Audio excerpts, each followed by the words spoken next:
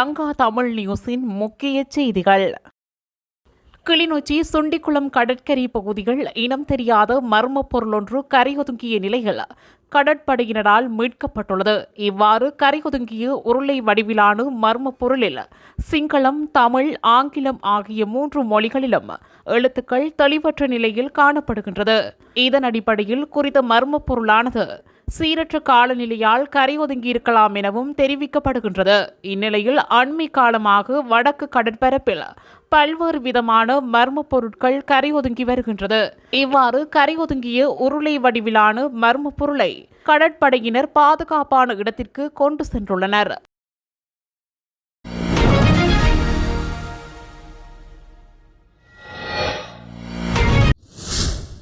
செய்திகளை உடனுக்குடன் அறிந்து கொள்ள நம்ம சேனலை மறக்காம சப்ஸ்கிரைப் பண்ணுங்க.